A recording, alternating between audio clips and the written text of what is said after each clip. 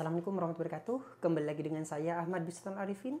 Di kesempatan kali ini saya akan mencoba untuk memberikan sebuah informasi atau pengalaman kepada Bapak Ibu semua yang saat ini telah mengikuti seleksi CASN tahun 2024 khususnya bagi honorer yang telah masuk di dalam database BKN.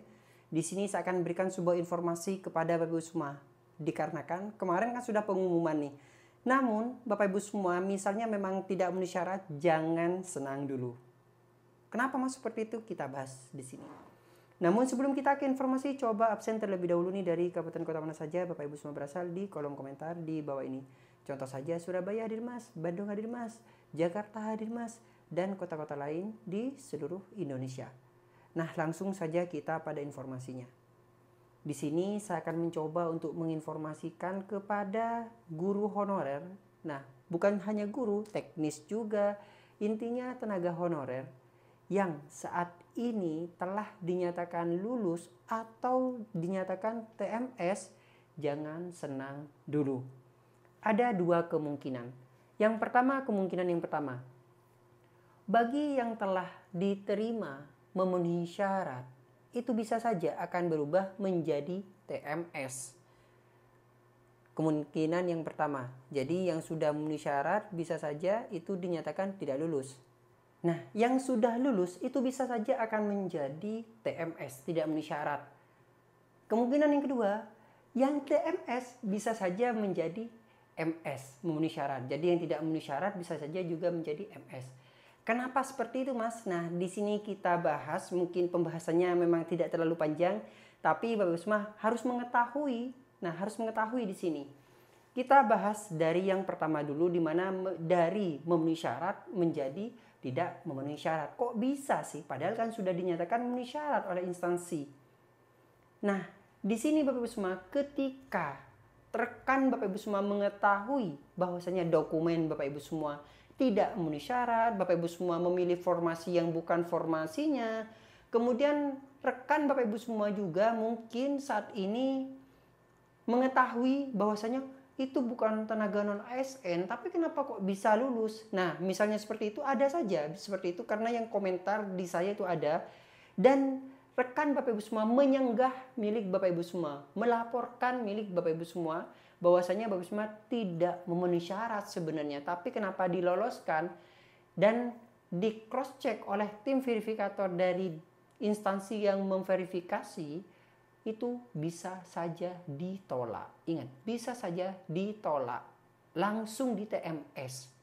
Jadi pada rekrutmen ini memang benar-benar di cross check siapa saja yang memang layak dan siapa saja yang tidak layak. Yang misalnya memang tidak layak tapi dikarenakan kesalahan dari tim verifikator saat itu mungkin kemudian dirubah, ada yang melaporkan dirubah menjadi tidak layak, bisa saja terjadi.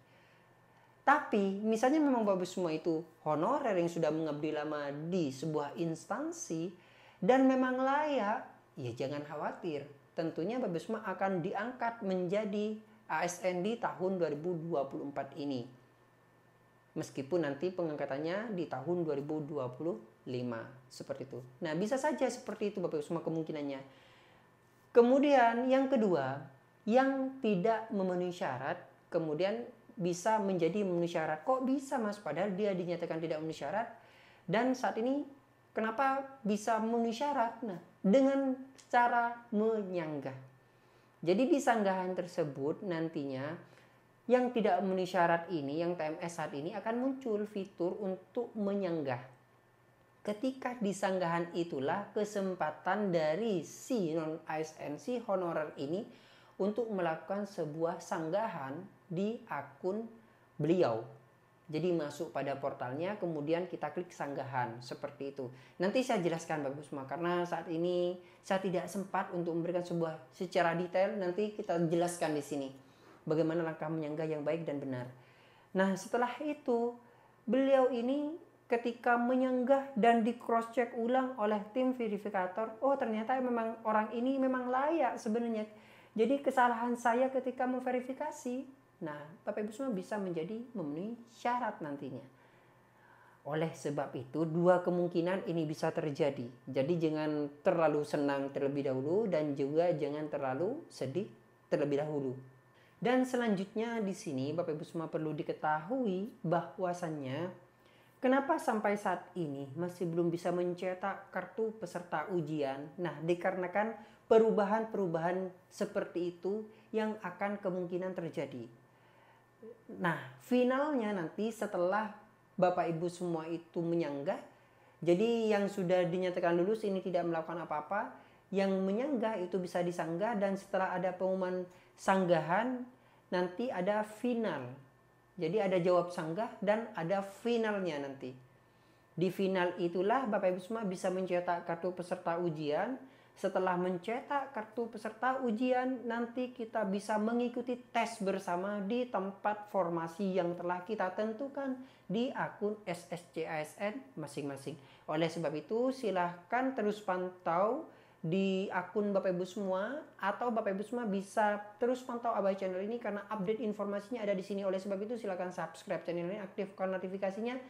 Jangan lupa Bapak Ibu semua untuk tekan loncengnya agar ketika ada pemberitahuan Bapak Ibu semua itu bisa mengetahui, oh ini update beritanya, seperti itu.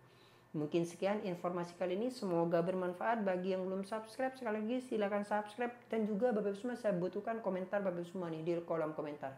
Dari kabupaten kota mana saja Bapak Ibu semua berasal, atau mungkin konfirmasi, alhamdulillah Mas, saya sudah ada pengumuman, saya diterima dan akan melanjutkan ke tahap berikutnya. Nah, dari kabupaten mana gitu, silahkan komentari di kolom komentar di bawah ini. Terima kasih. Wassalamualaikum warahmatullahi wabarakatuh.